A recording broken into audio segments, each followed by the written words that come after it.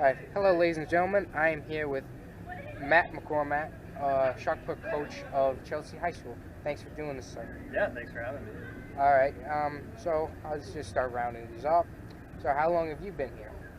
I've been teaching here for 7 years. I've been one of the coaches on the track team for 6. So all three of you basically started in 2016. Yeah, well, I started 17. Excuse me. before that, yeah. So I started, let's see, 2015, 16 school year. And what do you teach? I teach math, so algebra 2 and statistics. Okay. I love algebra. I'm a, excuse me, a bit of a math geek when it comes to that. One of my favorite subjects. So you teach both girls and boys? Yep. So for the track team, we, since everyone practices together, I'll coach the boys and the girls throwers.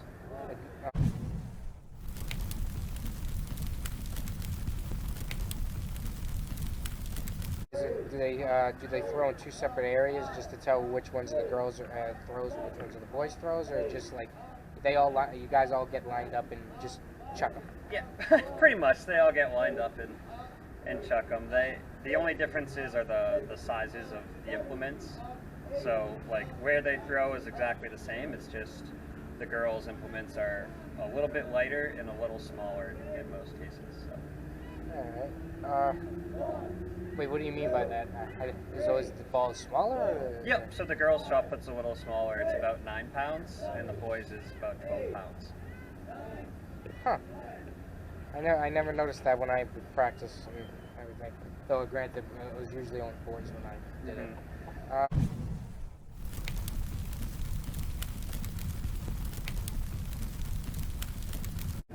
So how is the program with the shot put going? Would you say it was going good, then kind of got screwed up with the pandemic, or is it been getting better since post-pandemic? Yeah, it was hard because last season we only had about 5 weeks for the whole season, and the year before we had the indoor season, but then when the pandemic started, there was no outdoor season. So it's been hard getting the consistency, but I mean the kids have been great. They jumped right back in and picked up where they left off, and so now they're starting to see a lot of gains. Is like 5 weeks that short for a season?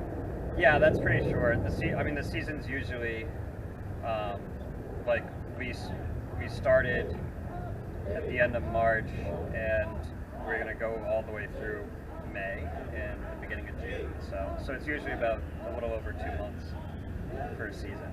So yeah, so 2 months to 5 weeks. Yeah, that's kind of screwing the people over a little bit. But yeah. That's just me. Yeah.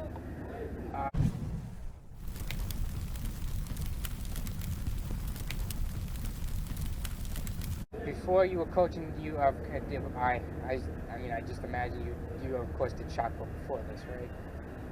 So I actually started as one of the sprint coaches because in high school I was a sprinter myself, and then our throwing coach got a new job, so he couldn't do it anymore, and we needed a throws coach, so I said I'd do it.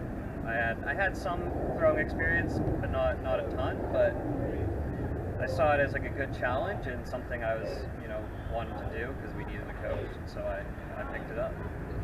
Did you go here to high school? No, I'm from Needham, Massachusetts. So that's where I went to high school. Oh. So close, but. Were you on the varsity team during your high school days? Mm-hmm. Like 2 out of 4, or 3 or 4 out of 4 years are there? Yeah. Well, I didn't do track my freshman year, so I started my sophomore year. But I was on varsity for those 3 years, sophomore year and senior year.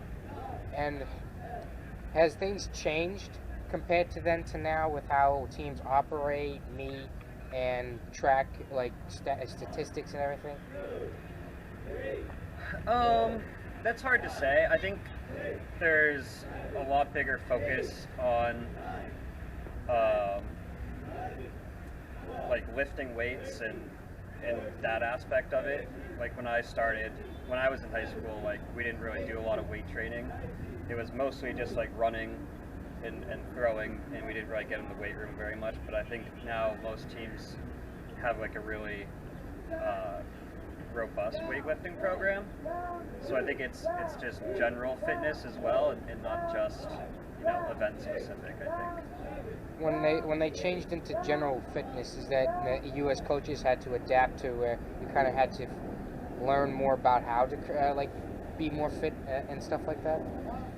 Yeah, I think like a lot with like nutrition and stuff like that too. So I don't do that much with nutrition and stuff like that, but it's just something where if you want to be the best athlete you can be, you have to be aware of what you're putting into your body and how you're working out and the different exercises that you need to do. Like my kids will do like a lot of event specific workouts, but also a lot of workouts for like balance and mobility and flexibility and stuff like that as well.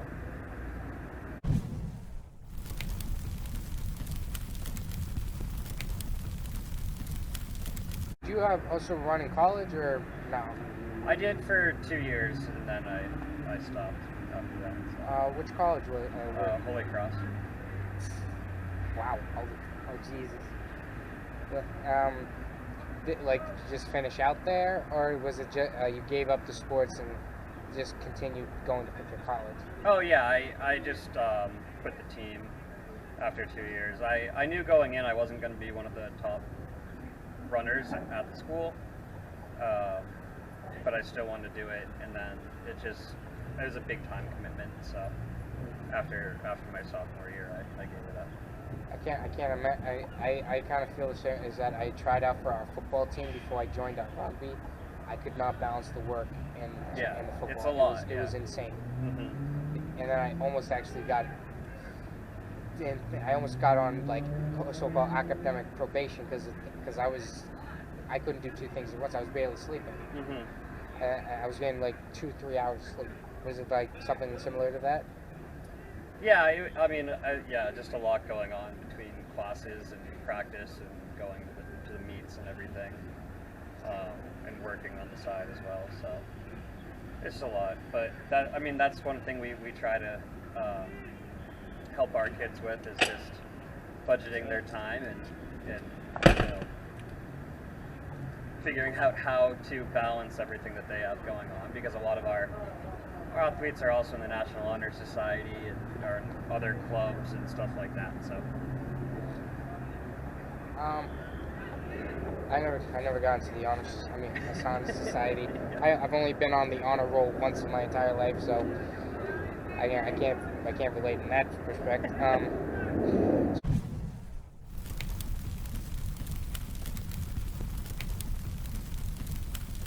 How did you guys do in your latest meet? Was it good? Like met expectations, or was it just that you guys are still trying to recover from the COVID shiznit? We actually have a lot more kids on the team than we were expecting. So even before the first meet, we were just happy with that, with the numbers that we got. We're always trying to grow the team and add more kids. But the size of our team really helped us in the first meet, and the boys and the girls won. Both of them won the first meet against Lynn English last week, and then they have another meet coming up on Thursday that we're expecting 2 more wins. So. Is there I forgot to ask the other coaches this. Is there any particular schools that you kind of have like a rivalry with? In track? Not so much. Just in general, I'd say Everett's a big rival for Chelsea because it's right next door. So whenever we're going up against Everett, there's always a little bit, a little more urgency. Because it seems like they always get the top guys? Not necessarily, but just the proximity, I think, just kind of creates a rivalry there, a natural rivalry.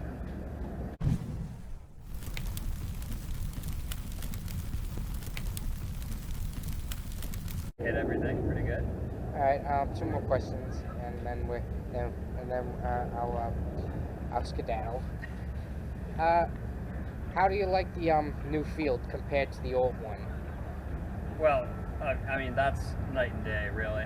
Our old, That our, bad? yeah, it was pretty bad. So like, I mean, it had it the turf we had before was AstroTurf, so That came in like in the early '90s, if my memory serves me right. yeah. So I mean, so the field itself it was aging for sure, and the track was very torn up. In some places, it was right down to the cement underneath. So, Oh God. so it was a much needed upgrade, I would say, and it's been great. It's worked out perfectly for us, and everything we've needed from it has really been great. So.